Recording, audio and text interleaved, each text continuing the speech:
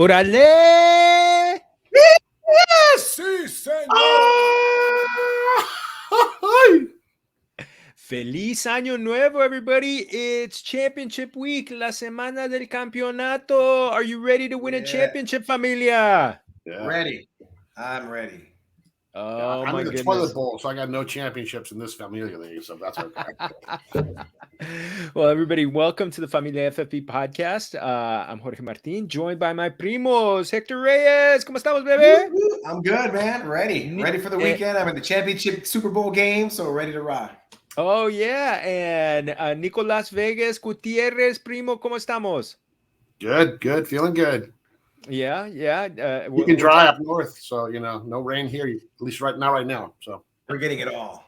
Hey, for a change, hey, maybe we'll send some water to El Norte this time, so for a nice change of pace, right? Exactly. And for those of you who don't know what's going on in California, we're getting monster storms coming in, so it's great. So yeah. Oh yeah. Help with our drought, our mega drought that we have.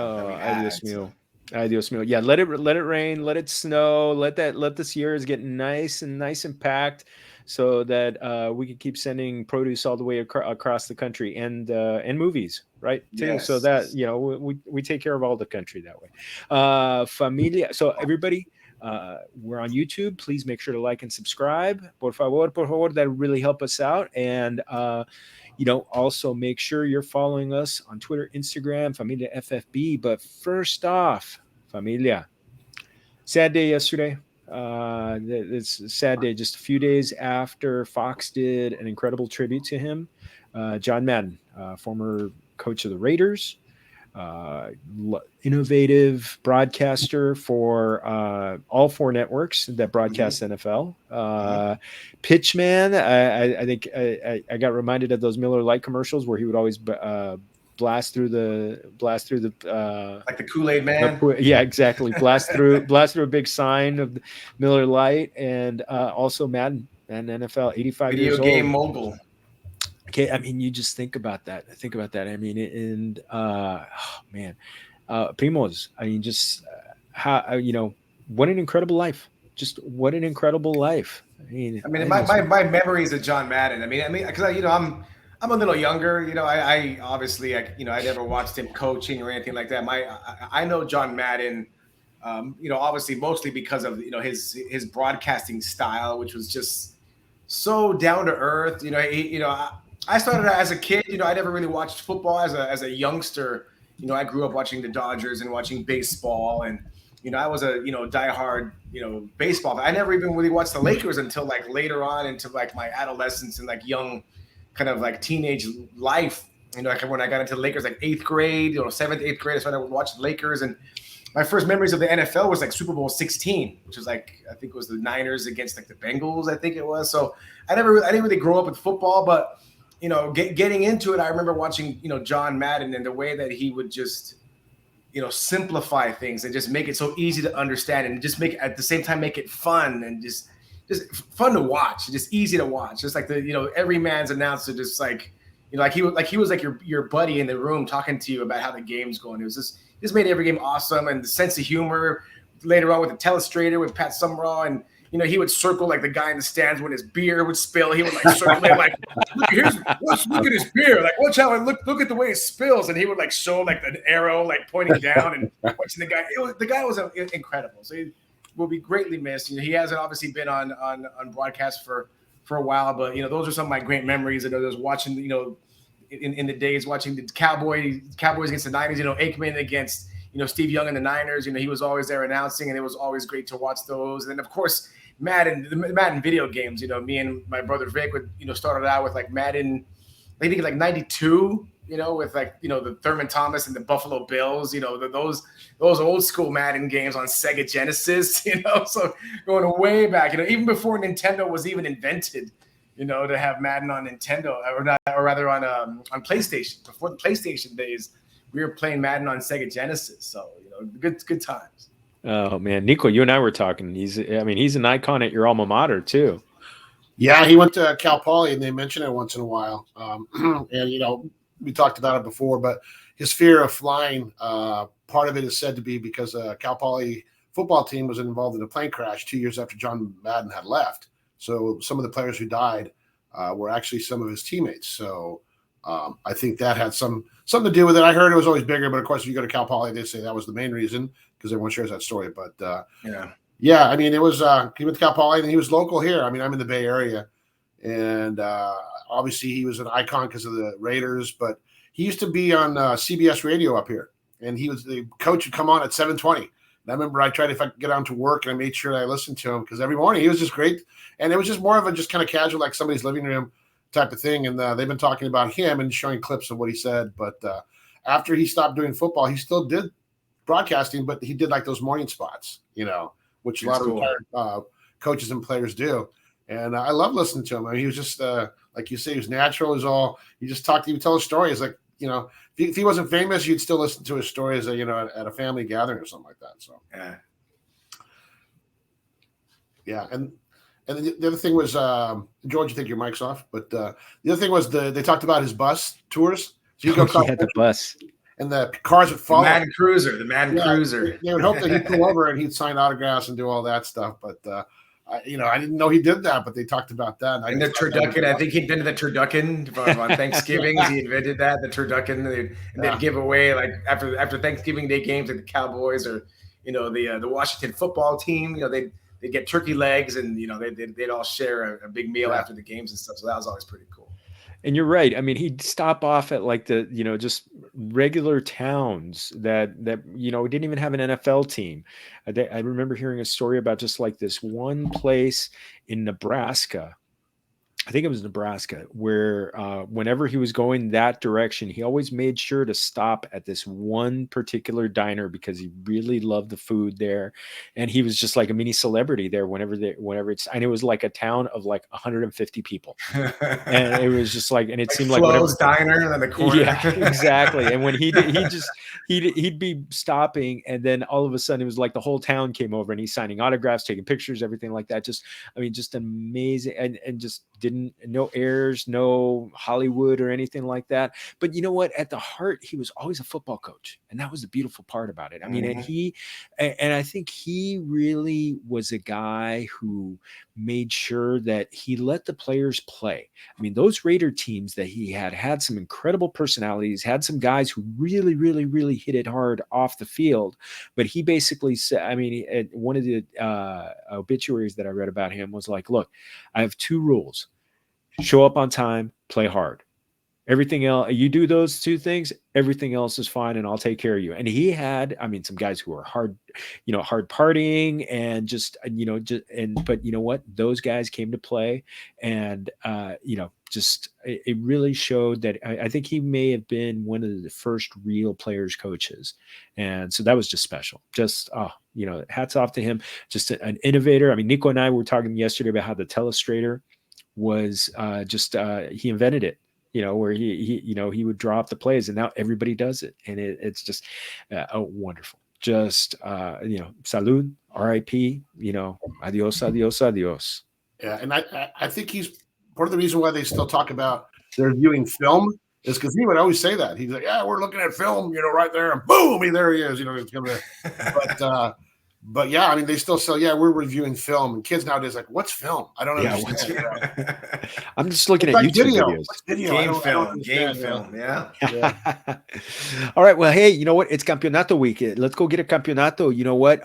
Hector, you are in the final of our Familia 1.0 league. Yes, I am. So what was you lost? Now, I think we talked on an earlier episode. You lost Calvin Ridley fairly early. What has been kind of like the secret sauce for this team? I mean, I had Herbert. I had Jonathan Taylor, which is obviously pretty obvious secret sauce.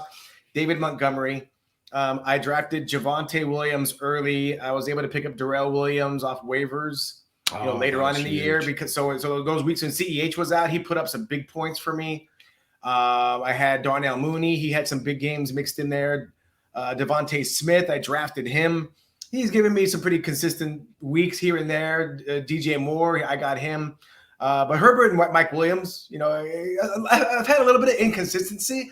But the weeks when one guy didn't shine, another guy would step up. And when another guy didn't shine, another guy would step up. But all through it all, my man Jonathan Taylor would just be putting up like mega points and just carrying me through it. My defense, I have Miami defense. At one point I had the Philadelphia Eagles defense. And but Miami defense, obviously, if you are into fantasy, you already know what Miami did to poor Ian Book the other day. Throwing like a 33 spot on the Saints, Miami's defense. So, but overall, it's just been a good balance. I got lucky. I think like I said, David Montgomery and Jonathan Taylor and Justin Herbert. I think those like the three-headed monster that kind of carried me through. Everything else has kind of been like supporting cast.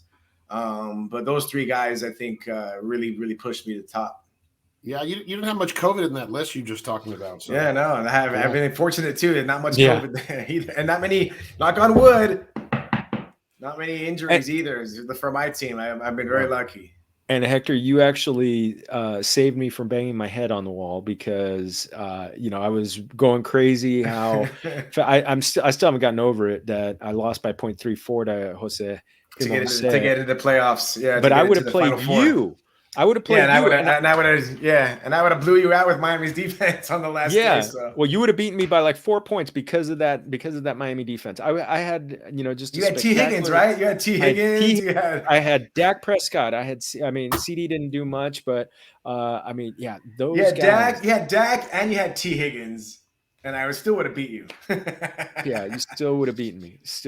Adios, me. That just would have eaten. So you can take some. You can take some solace in knowing, George, that at least, like you said, you're not banging your head against the wall by losing out of the championship game by 0.34 points. So at least I saved you some headache. Yeah, you saved me a little bit there.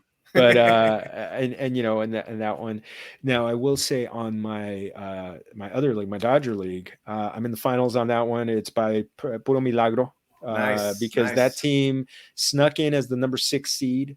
Where basically just like Vic, number 6 seed, and now he's in the championship. That's right. So yeah, you're playing your brother. We got to have we got to get Victor on next week, and just kind of wrap up the Familia season that way. Since he's the commish too. So the Reyes versus Reyes. So. Ding, ding, ding. That one's gonna be good. We're gonna crown a king. So let's see how it goes. It'll be just like that.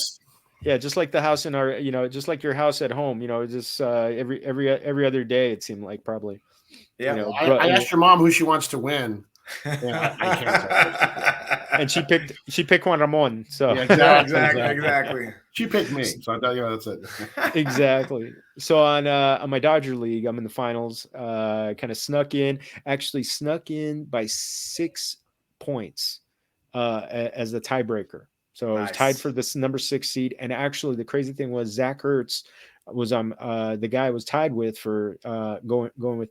He got stopped at the 1 yard line. If he would have gone in for the touchdown instead of stopped at the 1 yard line, we would have been out. We would have been knocked out by fractional points. That's how it goes, man. Hey, that's fantasy. That's how. But then we get in, and this team has just been basically. I mean, we've streamed quarterbacks all season. We're likely going to start Taysom Hill this in the championship because our other options were Carson Wentz, who just went on the COVID list. So adios. He may still play though because there's because of the new rules.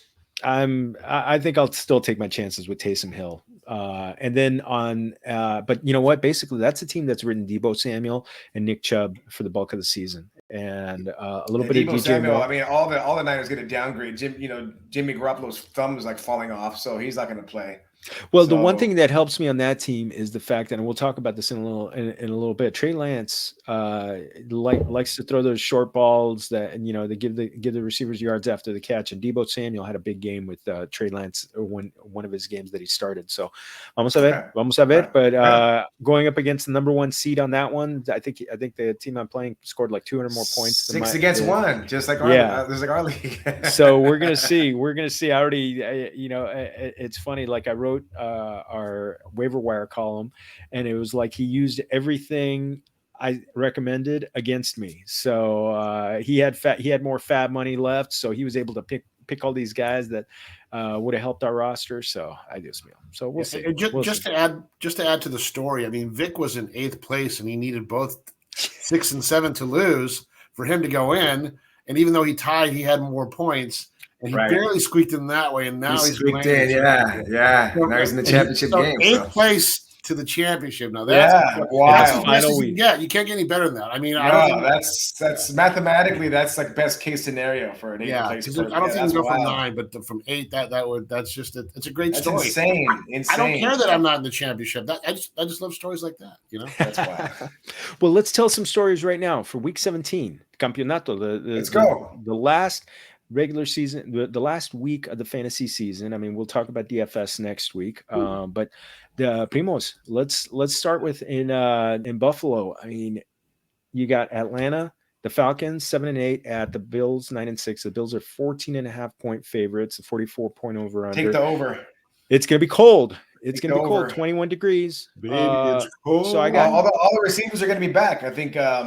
Yeah, they're gonna be full. They're gonna be full power. Cole So Beasley's back. Yeah. Let's start there. What do? You've got Beasley. You've got Davis back. Sanders is 100%. Who are you firing up? I mean, you got to fire up Diggs, obviously. Oh, Diggs is easy. Yeah, I think Knox has a TD in like 4 of his last 5 games or something like that. I think Knox is he's always there. I mean, if you got to fire up a TE, Knox is you got to start your man Knox. He's a TE1. But how about Beasley and Davis? Beasley and Davis. Those are tricky. Depends on who else you got on your as your flex. I'm not too high on either of those guys. Like I said, everything's in a funnel through Diggs because I think Buffalo's they need to win, right? They're in the playoff. They need to win out. They need to win out. Exactly. So they're not taking any chances. They're going the Joe Burrow route where we're just going to keep playing until the final whistle, and we don't care what the score is. So they're going to be putting a lot of points on the board. Diggs is going to have a great day. I think also Josh Allen's going to throw a bunch of TDs, and he may vulture a couple as well. So the running game's not so hot for Buffalo, but as far as super trust, it's Diggs, Allen, and possibly Knox. I don't know, but the other guys, you're going to have to weigh it out to see who else you have on your bench for a flex spot. I mean, the Falcons are number 30 against the wide receivers since week 12. So all these defensive rankings are since week 12. Now, on the other side, you got Kyle Pitts, who surprisingly, even though some people are probably looking at him as a letdown, he's the tight end 5 on the season. He's going to surpass 1,000 receiving yards. He's only got 1 touchdown, so he's got at least 6 targets every week. Nico, you can't possibly think about sitting him this week, can you? No, I mean Matty Ice is. I mean, even though Falcons, they say 7-8, it says it on their record, but the way they play sometimes, I feel like they're 2-14 or whatever. They look ugly. They look like caca sometimes. Yeah, they do. Yeah, so but Matty Ice is, he's still Matty Ice. He can throw the ball. He just can't run around that much. But I think he's gonna have some yards in the air. So yeah, I mean, I agree with you. And it's going to go to Kyle. Yeah, it's volume. Yeah, I mean, you just lean to the volume. If he's getting at least 6 targets a game, that's a volume play, and you hope that he can punch one in. Right, and like you guys just said it. They know the Bills are going to score a lot, so they're going to try to score a lot at the beginning. Just go for it. Yeah, they're going to try to shoot out. they're gonna. I think they're gonna run up the score pretty quickly and try and get out of there. It's gonna be cold. I mean, it's gonna be cold all over the place. Not looking like a lot of precipitation out there. So we might just get some. And we'll talk about the Sunday night football game, which is gonna be Arctic. Sunday. We got next game. We got Giants at Bears. Not a lot to talk about this game. The Bears are 6-point favorites. We don't know who's going to be the starting quarterback. It could be Justin Fields. He's coming back from an injury. So, so that there's the possibility. Do you start? It's 14. It's going to be 14 degrees in this one. Mm-hmm. Are you starting Darnell Mooney? If Darnell Mooney in an atmosphere that may not favor the pass with the cold weather? I mean, he doesn't have more than 63 yards in any game since week 12. Yeah, but also, I mean, Fields hasn't really been himself for the last few weeks, and I think now that he's coming, he should be back. I think I'm starting. I mean, I have Mooney on my squad, so I'm starting him. He looked good, and Nick Foles and him looked like they had like a nice connection. So if it's Foles, I like the connection that they have. But Fields also to Mooney is also, I think they have a nice rapport there as well. So either way, whoever is the quarterback, I'm starting up Darnell Mooney.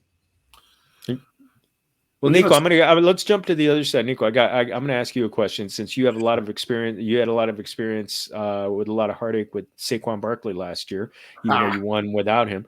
He had just 34% of snaps last week. So it looks like it's before he was like 80 to 90% of the snaps.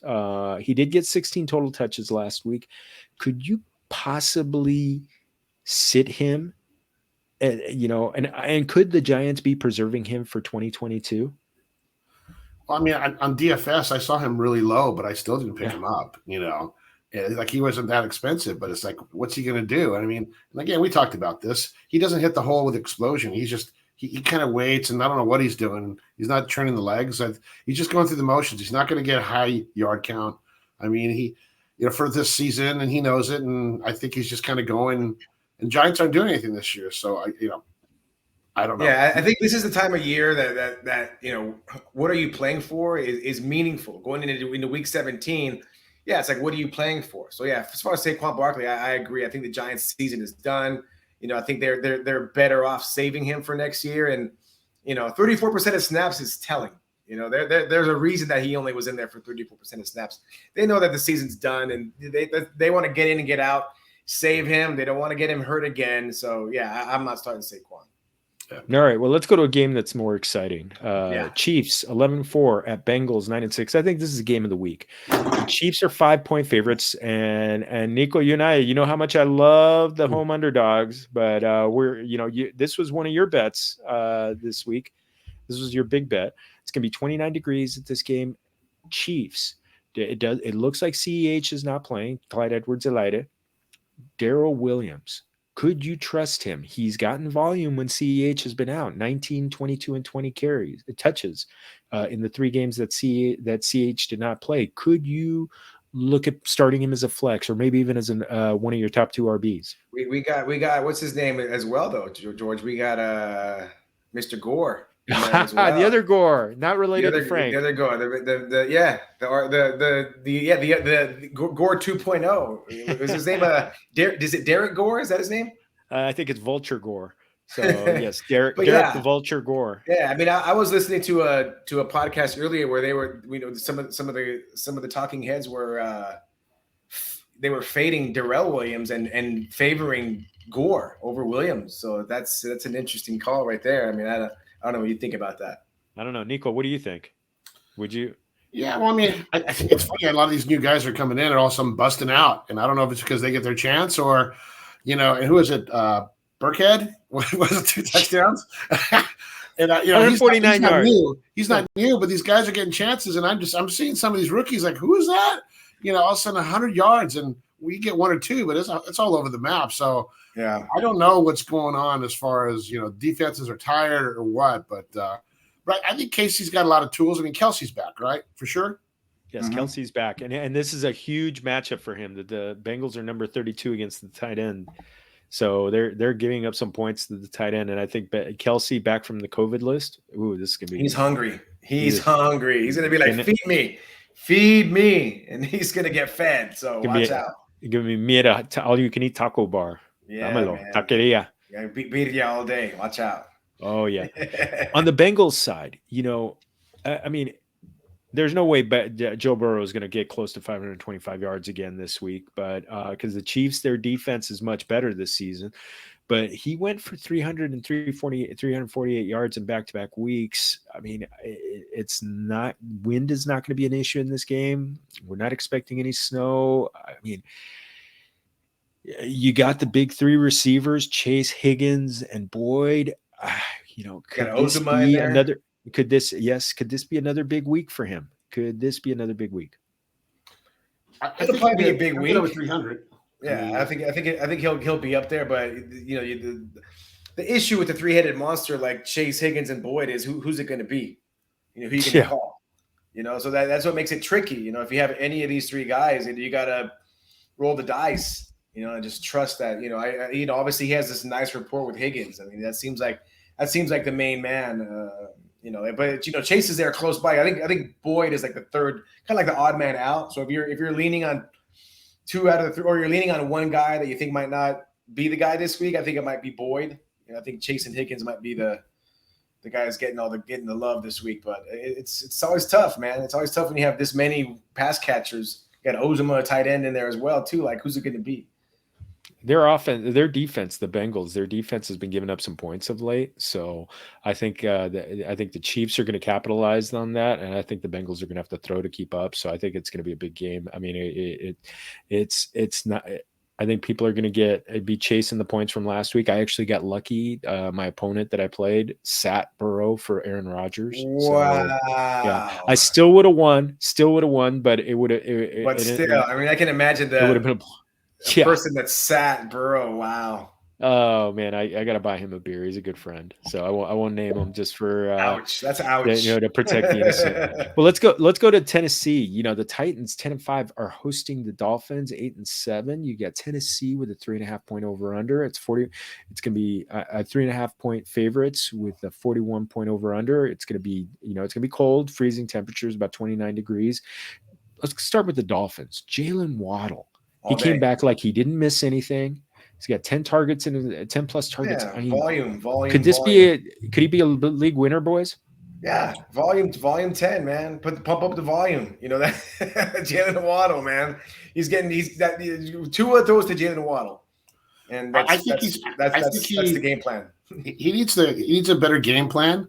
I think that he needs to do the Waddle after a touchdown, not after a good catch. He's only doing too much. He's got to sit there and do it just right because America loves the Waddle, but it's got to be done just right. The Penguin Waddle is it now. So Waddle. But no, he's. And the other thing is that the story also is what they lost 7 in a row, and now they've won 7 in a row. I mean, that's just crazy. I mean, and the defense is a huge part of it because Tua is not doing anything special. The guy is doing at least one pick a game. I think he's averaging like at least one interception a game. He's not doing, his reads are not all that great. He's not making the best decisions, but somehow, some way, that defense is doing their thing and keeping them in the game. And they've won 7 in a row. I don't know how many times in spite of Tua. It's like the defense is out there and like, oh, we just need 2-3 more points to cover the spread, and they're not going to do it. And then the defense scores a pick six. And it's like, what just happened? I mean, they're doing it left and right. So I mean, I don't know if you can pull up let me see if I can pull up the numbers, George. The number of sacks that obviously 8. The last game was an anomaly. They had 8 against the. But in their last 4 games, they have like 30 sacks or something like something. Yeah, you look that up, we're gonna. I'll talk real quick about the Titans. Titans, remember? Obviously, you're starting AJ Brown. By the way, the AJ Brown game. I mean, it really would translate well for Jalen Waddle. I think he's ready to attack the Titans. I'm sorry, the way Deebo Samuel attacked the Titans previously. So that one's gonna be a big one. But the Titans. One of the things that I'm kind of looking at this, you got the Dolphins, a fair weather team, a warm weather team coming to Tennessee where it's going to be freezing temperatures. And I think I kind of feel like even though the Dolphins are number 1 against running backs since week 12, I think the Titans are just going to say this is, we're going to start with the running game because I could see the secondary really trying to blanket and double team AJ Brown because he's really the only guy, especially with Julio Jones going on the COVID list.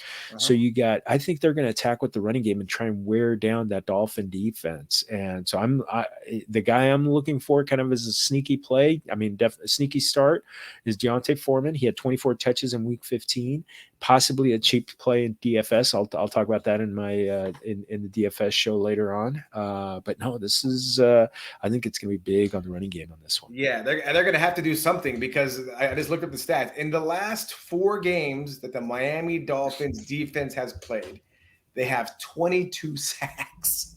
Wow. Oh my God. In 4 games, they have 22 sacks. Wow. What? Wow. That's an average of 5. You're averaging 5 sacks a game. Averaging. That's insane. Be ready. There's a reason that they're number 1 against the run. They're number 1 against the QB. They're number 1 against receivers. The Dolphin defense is no joke, and they're going to lay the hammer on the Titans. If it wasn't for that, that crazy second half, because remember, Tannehill laid an egg in the first half last game, like nasty. It was pretty bad. And somehow, he got, I don't know, he got lucky or what, but I mean, obviously AJ Brown is a talented cat. So, Tannehill found him, but in the first half, Tannehill wasn't doing anything. And I think we've talked about it before on this show. Tannehill is not very good at coming back from behind. So, I mean, it may happen. The Dolphins may get a pick six in there. Tua to Waddle. It was pretty effective last game. When Tua's making the right decisions, Waddle's going to score. So if they can get up, by a couple scores, and Tannehill has to come back, and they're going to have to lean off the running game, the Dolphins are just going to kill him. So there's three tight games that are going to be exciting. I mean, the Bengals and KC will be fun, and then the Dolphins and Tennessee is going to be another one. I want to see what Tannehill does. And Tannehill's a sit. If anyone's got Tannehill on their squad, he's a sit this week because, like to your point, George, if AJ Brown is being doubled and they're going to have to lean on the running game, that means gaga for Tannehill. So that's going to be a tough game. It's going to be a tough game. Tough sledding, as they say. Yeah. All right. Well, a team that's obviously going to do they can't do a tribute because this game is going to be in Indianapolis. But the Raiders 8-7 at the Colts 9-6. Indy is 6-point favorite, even though that Carson Wentz is still 50. Is still trending toward not playing. I mean, I'm considering him out until they bring him in. Weather's not going to be an issue. It's a dome game, 44.5 point over under. And they just got their starting tackle, center or tackle. That's right. They're all-pro guard, Quentin Nelson. He just came back. And their center, there's night and day from last week. Their center is coming back too, Ryan Kelly. So he's going to be back. All you needed was one of those guys to come back, George. You're getting both of them. I mean, Steve Young can come out of retirement and QB this game, and Jonathan Taylor is still going to go for over 100 yards. So, well, that's the thing. Could he go over 200? Could he possibly? I mean, this is a running back. The Raiders are number 30 against the running back since week 12, and you got Jonathan Taylor at 1,626 yards already on the season, 19 total TDs. Obviously, it's an all-pro season. Nico, since I know Hector's got a vested interest because he's got Jonathan Taylor. Very vested interest. If you're a betting man, I'm giving you the over/under on 200 yards for Jonathan Taylor with a nice payout if you go over. Could you? Are you going for it?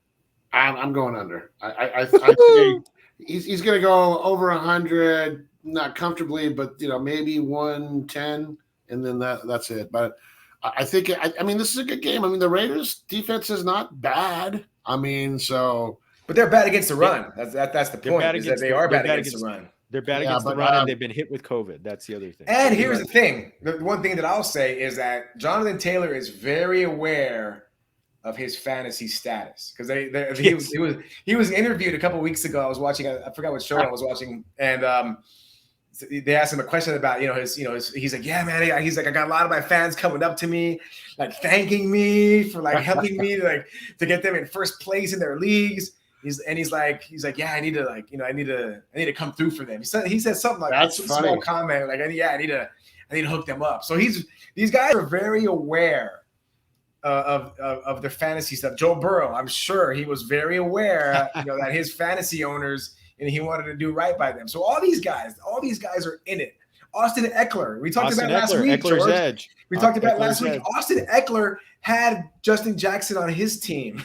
And he went out and he was recommending that people pick up Justin. Remember, we talked about it, George. Austin Eckler was recommending to people, you got to pick up Justin Jackson, man. This guy's going to be, because these guys have to go off. And he did. So these guys are super aware of the fantasy world. It's big money. There's a lot going on with it. They're very heavily invested in it.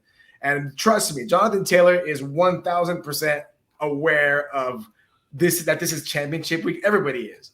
So if he has the opportunity to go for 200 and help his team, his owners get it, he's going to do it. This week 17 is the week to do it. So, and these guys play fantasy also, so they have teams too. So it's going to be fun. Oh man. Well, on the Raiders side, Nico, since you're the Bay Area guy, and I'm sure they've got you get some coverage up there. Josh Jacobs, how good are you feeling about him? He hasn't gone under. He's had at least 18 touches in every game except for one since week 12, and he's getting targets 9, 6, 4, and 3 targets in the last 4 games. The Colts have done well, but man, I mean, they gave up a big game to Chase Edmonds last week. How excited would you be to fire up Josh Jacobs this week? I know you've liked him in the past. Not so much. I mean, I don't know who's going to show up. It's like the whole Raider team was like, who's going to show up that day? Yeah. I had Waller the baller for a long time, and he was either hurt or COVID or just didn't have. Yeah, he's on the COVID. He had like 3 targets one game, and I'm like, that was it. I'm like, what's going on? I mean, sure, he's a tight end, but I should have gone for Kittle down the middle instead. But for draft, he's on the COVID list. Yeah. And he's on the COVID list, so that's one big thing that it's not going to matter. If Kittle's on it or off it, I mean, they do have Trey Lance. No. Darren Waller. Waller. Okay, gotcha. I thought you said Kittle. I said, oh shoot. No. That's the funny thing is for next year's draft, if there's still COVID around, one of the questions would be like, what's their vaccine status? What's going on with that? Yeah, totally. How many yards? What's the vaccine status? What's going on? Wild. Well, there's a bunch of most of the quarterbacks. It seems like most of the quarterbacks in the NFL are unvaccinated. So eso no es bueno. But no. Oh my goodness. Well, let's keep it moving because we're trying to get as many games as we can in about Jags an hour. Patriots. Jags Patriots. I don't know if you're starting anybody on the Jags team. Patriots defense is solid. You're starting. I don't know who are you starting. Damian Harris, maybe. Oh, I think you're starting Damon Harris. The question is, could you? Well, after a 3 touchdown game, you got to start him. Ramondre Stevenson coming off the COVID list. Now, guys have had talked about, and Tyreek Hill just talked about how last week he got winded very quickly coming off the COVID list. So these guys are not necessarily Supermen that they're going to come back. I mean, look at the Chicago Bears and Robinson. Yes, he did. I don't know if you guys saw it. He said he lost just like a serious amount of weight. That he had a really hard time with COVID. He lost like a lot of weight, like several pounds, and that he's not the same player that he was like before he caught it. Like he caught COVID and he lost a bunch of weight, which means he probably had some stomach issues and what I'm saying, like not able to eat well and keep the food down and that kind of stuff. So there's a lot. I mean, what's one of the things with COVID is that stomach issues come with it a lot of times. It's not just I got sniffles, and a lot of times you can't keep food down and it's going right through you and you're losing weight, and that's what happened to Robinson over there on the Bears. So I mean, you're gonna fire up Mooney because there's not really anybody else. But going back to this game, Ramondre, anybody coming off COVID, you got to pay attention because it's not like, oh, well, he's just, he was a flu game and now he's all better. Like, no, you got to do some research. If your guy is coming off COVID, you need to really double, triple, quadruple check and see, okay, how's he really doing? How's he looking in practice? Is he winded? Is he feeling weak? Can he really go? Because guys are coming off COVID, and just because they're in the lineup doesn't mean that they're back to normal, because many times they're not. Yeah, I try to take care of my players on my fantasy team, so I hope they do well, send them some soup, make sure they're okay. So, some chunky soup. Exactly. Nico's gonna be drafting only vaccinated players next year. So he's gonna. That's right. There you go. So now on the other side, you've got James Robinson. I talked about him on the on our waiver wire show, Los Pickups. So he's out for the season. Dare Agumbowale. So I realize you should say the name like you're talking in Spanish. Ogunbowale. The Patriots. He'll get his nickname real quick. It'll come soon. Yeah, Dario. But no, Dario. Dario. So the Patriots are number 12 against the running backs, but they have been hit with 100-yard games by Jonathan Taylor. Everybody, don't worry, everybody's doing it. But Deontay Foreman and Dontrell Hilliard both also had 100-yard games against them. I don't know if I don't know how well I'd feel about firing up Agumbowale. It's going to be 20-0 very quickly, George. So you're not going to run. You're not running. Yeah, I think Mac Jones is sneaky playing super flex leagues. You go to the restroom, or it's like Tyson Spinks, and you go to the bathroom, where you go to make yourself a cocktail, and you come back and you look at the score. It's over. And Mac Jones had a touchdown, and then on the following play, the the special teams run it back for a touchdown. And the following play, it's a pick six touchdown. Next thing, it's 21-0, and the game's like there's like 13 minutes left in the first quarter. It's like 21. You know what I'm saying? Like it's just going to be a blowout. And the Patriots, they don't mess around. You know, Belichick's not a happy camper. If you've seen the press conferences, he does not look happy at all. I don't know if you guys saw the funniest thing ever, where with that reporter.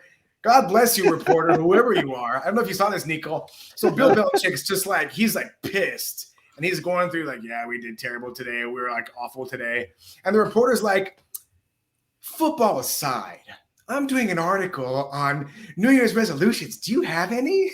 And he's just like, he's looking at her like, no, not this week. I don't know. Maybe next week. We're not talking about that right now. I'm not going to talk to reporters like you anymore. Like the laser beams, like blew her face up. Like dang, like that was beautiful. God bless her, but yeah, not the right time. That was beautiful. That was awesome. So Belichick's on a mission. This game. He's going to make an example out of the Jaguars, unfortunately. Fire up Patriots defense, 100%. I think they're number one this week of all defenses. They're tops on the list. But the Jaguars are in big trouble for sure. All right, well, let's go to back to Jersey. New York Jets 4-11 are hosting the 11-4 Tampa Bay Buccaneers. 13-point favorites for the Bucs. Big home underdog, double digits. Something to consider. Jets are bad. The Jets are bad. Take Tampa with minus 13. They're going to go over that. I think the Buccaneers remember. The Buccaneers should do twice as many points as they did last week, right? Well, yeah. Did they have 0? I forgot. They got shut out, right? No, that was the week before. Week before. Okay, yeah. But you know, they what are they playing for, George? They're playing for playoff implications, right? They're basically playoff seeding. They've got an outside chance to get the top record, which is a first round bye, right? Yep. Again, they're taking the Burrow route. We're playing until the whistle blows, and it's going to be 38-5. Somewhere in the beginning of the fourth quarter, something like that. So my question is, so you're obviously starting Tom Brady, you're starting Ronald Jones, and you're starting Antonio Brown. Gronk, you're starting him because if you're in a tight end league, you need him to play. Could he be a possible league winner? Yeah, I think Gronk goes off. I think Gronk's in a good spot to go off this week. The Jets are poor. Jets are poor against the tight end. They're just 26. Poor against everybody, pretty much. Even if they're generally good against receivers, this is Tom Brady's team, so that doesn't mean anything. The Bucs are going to just stomp all over them. It's going to be probably an ugly game to watch. It's probably not even going to be televised, or it might be because it's Tom Brady, but they may cut away when it's 38-5 in the third quarter, and that's they'll go to the next interesting game. But yeah, I think Gronk has a great chance here to go off. I think Brady always goes to his buddies. When it's blowout games, when Brady gets to go wherever he wants. Yep. He'll just gets to pick and choose. He'll hit his buddy Gronk. Gronk will have a nice I think Brady. I think they're going to blow him out, and then Brady will probably maybe once they get to the witching hour, they're going to rest him, and then that way he can kind of take. No, seriously, yeah. They may get to a top of the fourth quarter and take them out, and it's gonna So, but again, take Tampa Bay minus 13. They're gonna win by way more than that. Yeah. Shout out to the red zone. Shout out to the red zone. Muy bien, primo. On the Jets side, now this is a quandary that I have. Michael Carter, is he a starter? He had 73% of the snaps to Tevin Coleman, who had 32% of the snaps. Yeah, game script. But he had 18 total touches. And, and he hasn't been getting a lot of passes when Zach Wilson is in there, but he has gotten some passing work. Dios mío, I need to start him. I need him to be if he's a must start for you, then yeah, just roll the dice with him. But game script, game flow, in my opinion, the Jets are going to have to just pass and come, because they're going to be they're playing catch up the whole game pretty much. And you're not going to run. When you're 2 scores down, you're not going to run anymore. So, if you can get Michael Carter involved in the passing game, sure, that's great. But to what degree is that going to happen? I don't think very much. So as far as game flow, game script, whatever you want to call it, the Jets are going to have to hit the passing game very quickly. The Bucs defense is great. So you're going to see several 3-and-outs from the Jets. and they're just not going to be able to get much going there. That's not a good sign for Michael Carter. I don't know if you have to start him, and if he's like the best option for you in your squad, roll the dice. But I don't see big things coming for him this game. All right, well let's go over to the Eagles at the Washington football team. So the Eagles, they're right now they're in playoff position, so they've got a chance. They're 3-point favorites, 56 degrees, and oh, by the way, it's a 46-point over under. So you've got Jordan Howard coming back from a stinger. Boston Scott got 12 carries last week. Kenneth Gainwell only got 1. You've already got Miles Sanders out. How comfortable are you guys firing up any of these guys, considering how much they want to run the ball? I like Antonio Gibson. Well, he's on the other side, but on the Eagles side. Oh, the Eagles. I thought you meant in general for the whole game. Yeah. How's Jordan Howard? How's that stinger doing? I mean, I know he got that. I think that's gonna be the number one.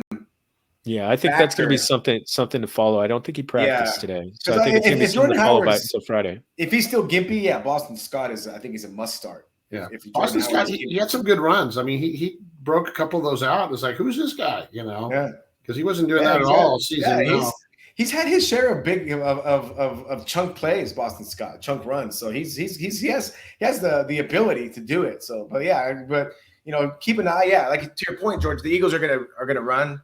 I think this is a great spot for Jalen Hurts. I think he has a great opportunity here going against Washington. They're last against the QB. So that bodes well for the entire passing game on the Eagles. Devontae Smith, fire him up. Dallas Goedert, fire him up. Jalen Hurts, he may run in a score or two, but I think the Eagles offense, you're perfectly fine firing up all those guys. And then just keep an eye on Jordan Howard to see where he's at as far as injury. And then if he's good to go, then you're probably firing him up. He's gonna be the top guy there. Boston Scott will probably get his share. So it's kind of follow that. But on the other side of Washington, how's Antonio Gibson's hip? Any updates on that?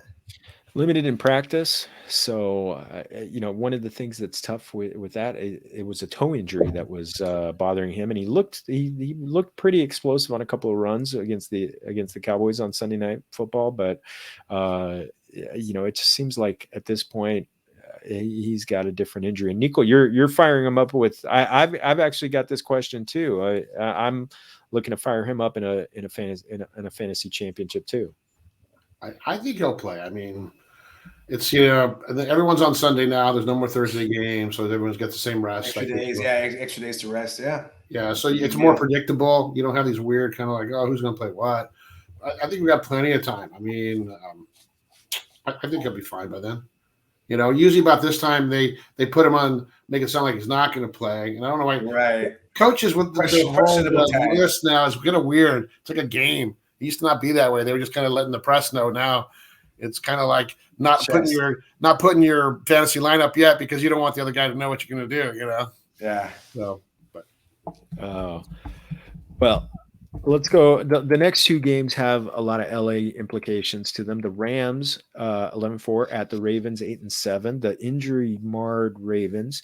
The Rams are 3.5-point favorites against, again, home underdogs. 46.5-point over/under. It's going to be 40.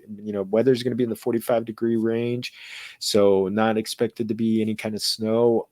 I think Matthew Stafford is in a big bounce back smash spot, possibly huge. Quarterback 1 overall. So this is the Ravens defense. I mean, this is they're like a JV team, based on they've been decimated. They're top 2 cornerbacks after the season. It's right. And not to rag on them as far as that they're not talented. To your point, the reason that they're not good, that I'm calling them a JV team, is because their top guys are out. Their starters, their first stringers, and a lot of the second stringers as well are out. They're running with like third string guys and just practice squad guys. So and we saw what Joe Burrow did to them last week. There's not going to be much difference this week. Matthew Stafford could be QB1 overall. You're firing up just like the Bengals did last week.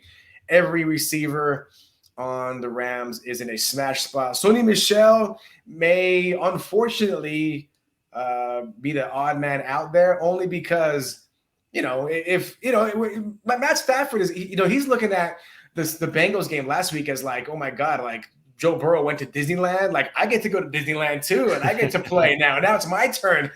And you're going to see Matt Stafford throw for 5 TDs and 500 yards. And Sony Michel maybe rush for like 75 and possibly score. But if Matt Stafford's able to just sit back in the pocket and just chuck the ball around to wide open guys, why wouldn't you just do that? And why would you even run Sony Michel and risk an injury to a running back? You know what I'm saying? Like twisting an ankle in in the scrum or whatever. Just feed your wide receivers and just get the win and just go home. I got a quandary, Primos. Yeah. So I'm in the Estadio Fantasy Bowl. So that's Estadio Fantasy with our friend Mauricio Gutierrez, and I've got the championship. I'm in the championship there as well, and I've got 2 quarterbacks on that team. It's single quarterback, but Stafford's one of them. Stafford's one of them. Has to be. Tom Brady's the other one. Okay. Who am I starting? I'd say Brady. Stafford hasn't done anything in the last few weeks. He's been terrible. You have Stafford and Brady, and you have to start only one of them? Yes. You're starting Stafford against the Baltimore defense. Whew. That's like last week, your buddy that sat Burrow. Yeah. And then when the game's over, people can be like, oh, George, you had Stafford, right? Oh my God, he must have killed it.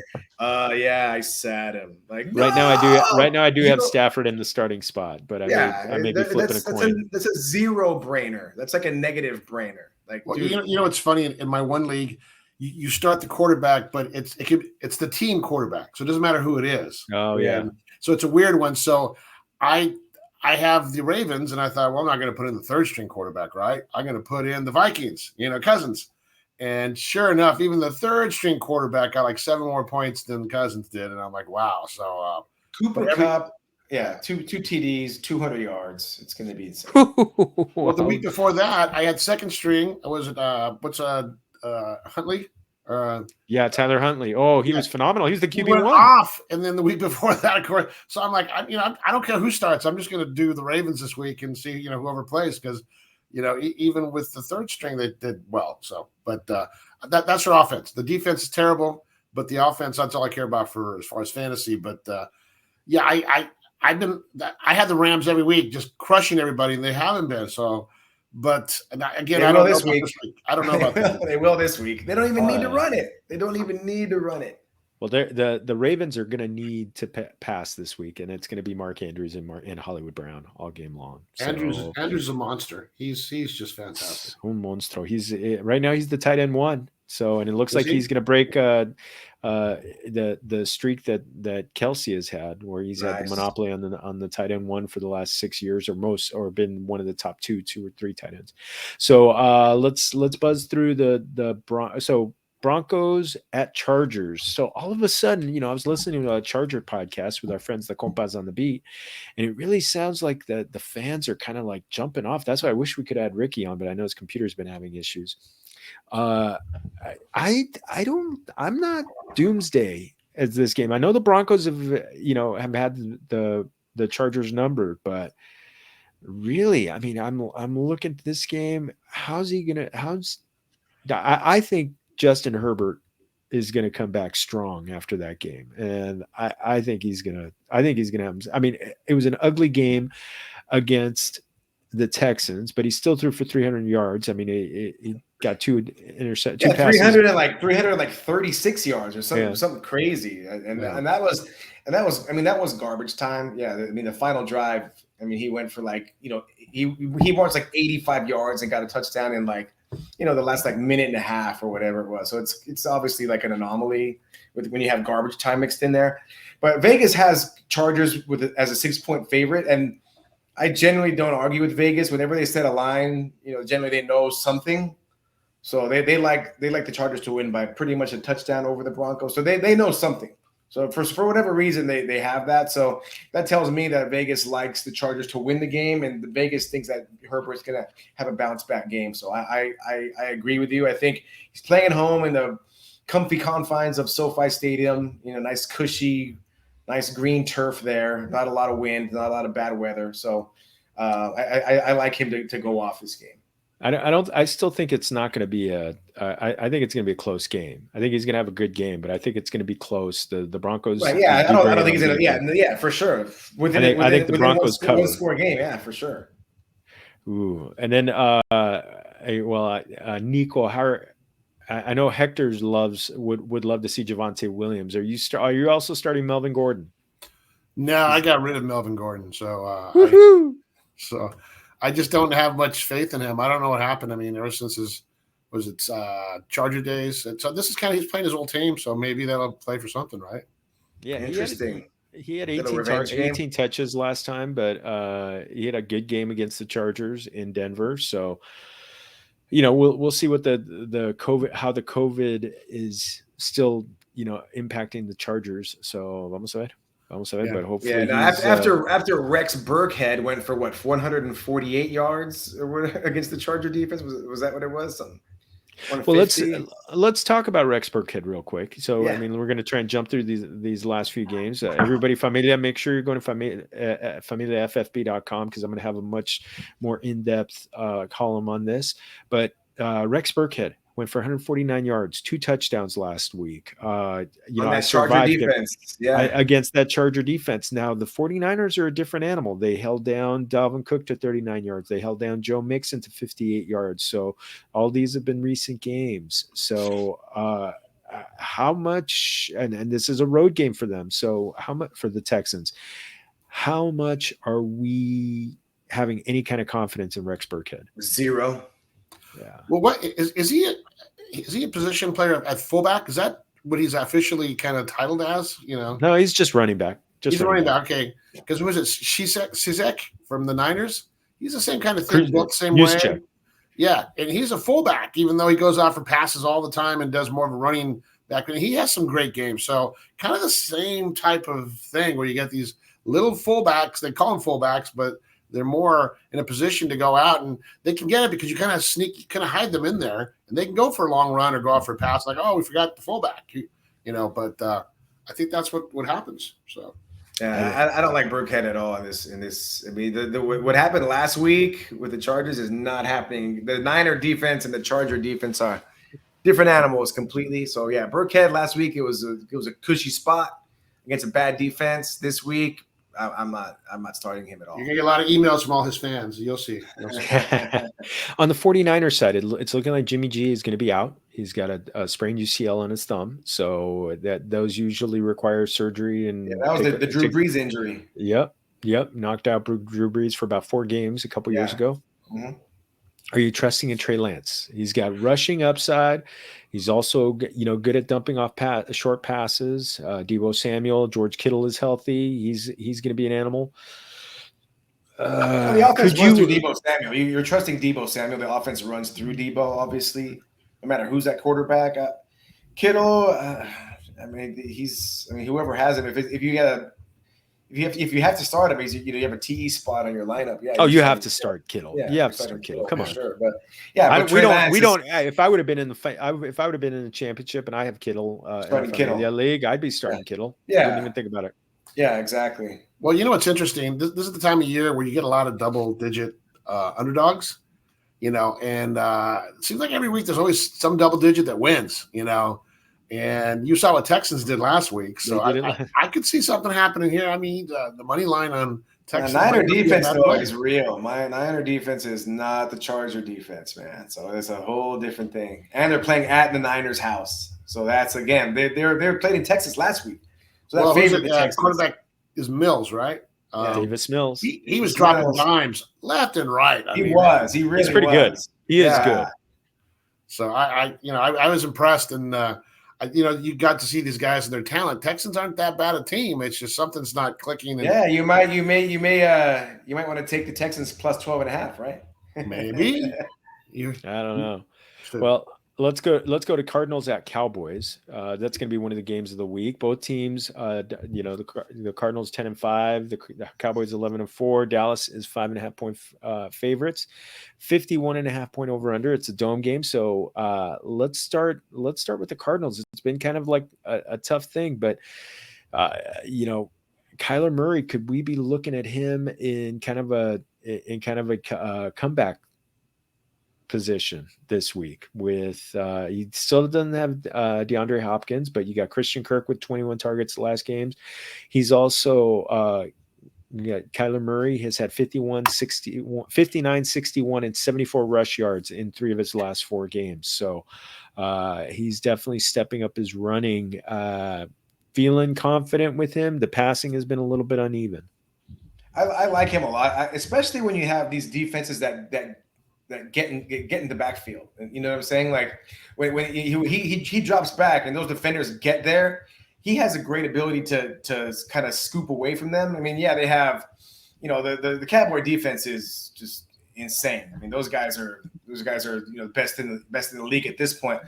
But Kyler Murray has the ability to scramble. And when those guys get back there, Kyler Murray can scramble, move up in the pocket, and get past those guys, get to the second level, and then he's really dangerous. So I like this game for him. I actually think this is as crazy as it sounds. I kind of like this as kind of like an advantage for him. When those guys are getting back, to try to sack him, now he's got room to run. Now he's forced to run, which he's really good at. So I see a lot of yardage coming from him this game. Yeah, he seems to he gets a lot of block passes. Again, we talked about this last time, where he's only 5'10". Is he 6 foot? Or he's 5'10". Like 5'10". 5'10". So he does the quick pass, but he does it right away. But these guys have it timed every time, knocking it down. He needs to be more like Drew Brees and Aaron Rodgers, where they do a lot of little fake pumps, get that line going and then throw it. Mm-hmm. But he sits there and he looks at their guys and he just throws, and these linemen are just timing it left and right. They're knocking everything down. So, yeah, they're like King Kong. Well, on the other side, you got Dak Prescott, 330 yards, 4 touchdowns, and basically a little more than about 3 quarters last game. One of the things people were talking about a slump for him, but then I kind of looked at it a little deeper. I feel like it's kind of like a little bit of a home road split, because the 3 slump games were all road games.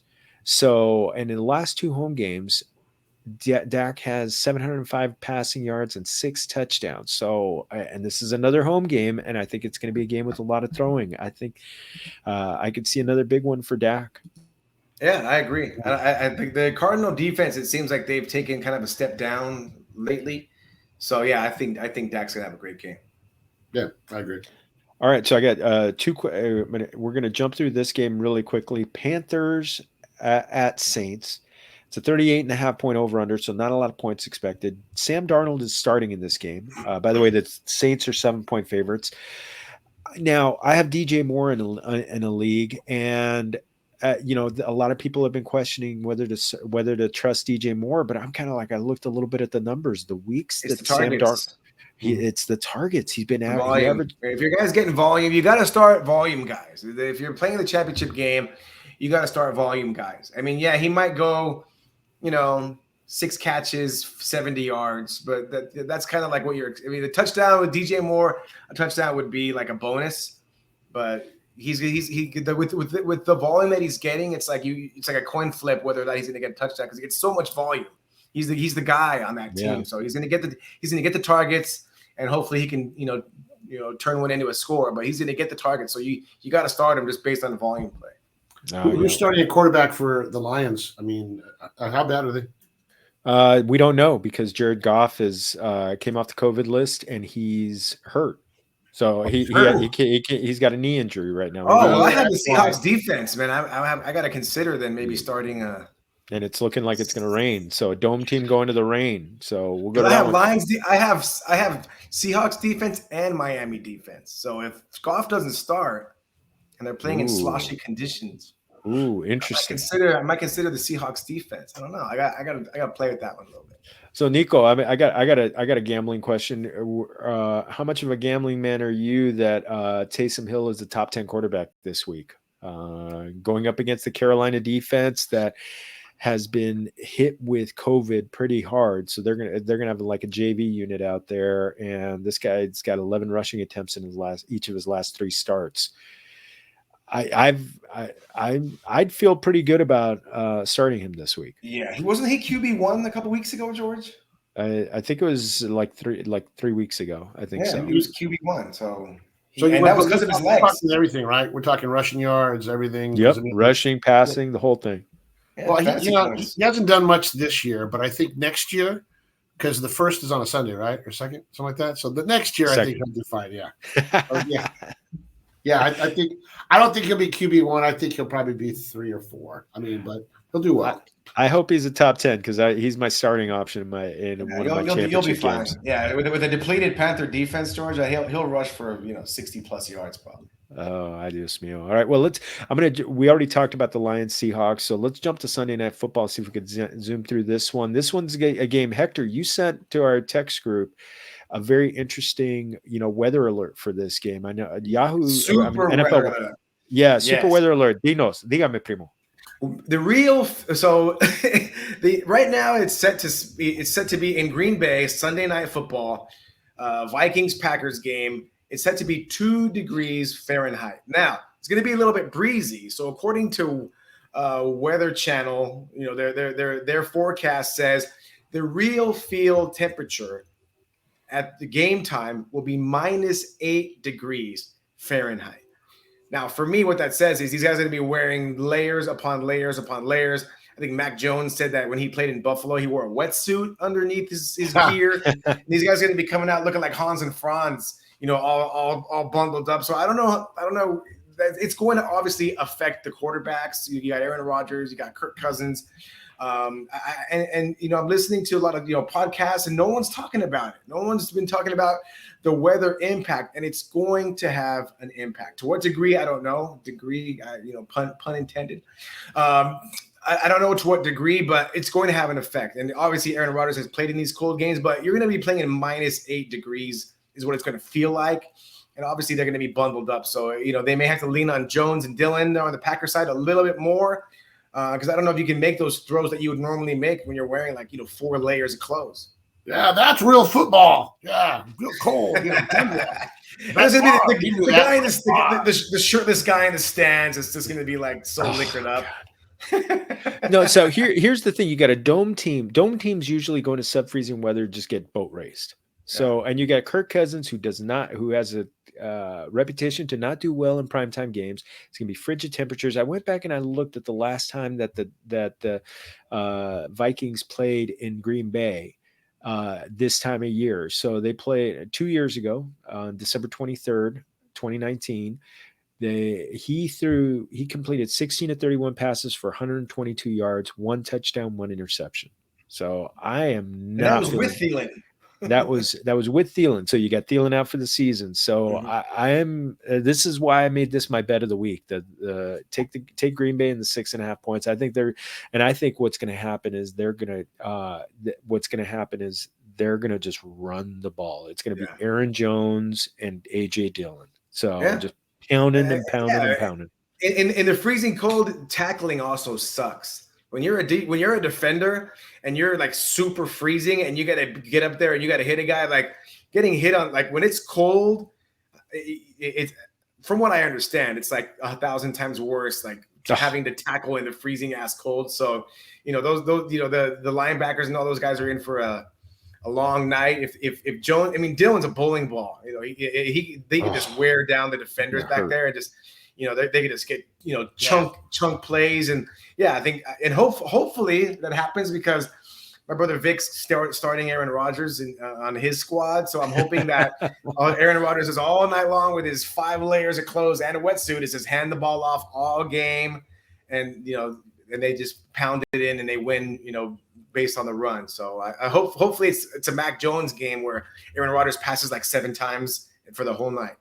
Well, just like you said, I kind of looked back. They had a couple of last year in December. They had 2 games. The Packers did, and they rushed for 195 and 234 yards in those home games. So I think, when it gets this cold, they lean on the running game. They lean on the running game. So, all right.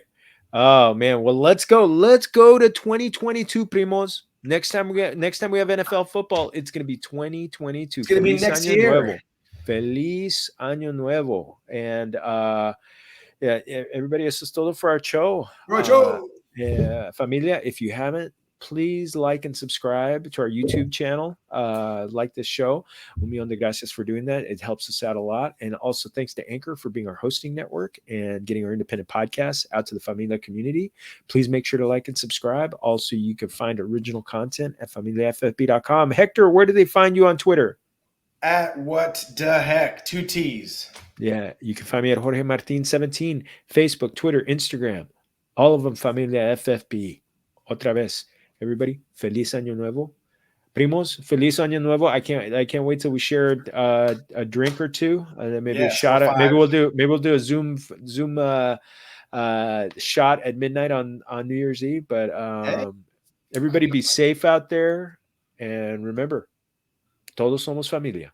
Adiós, amigos. All right. Salud. Feliz Año Nuevo. Suerte in your championship games, everybody. Good luck, y'all. It's winning time, familia. See you next year. Salud.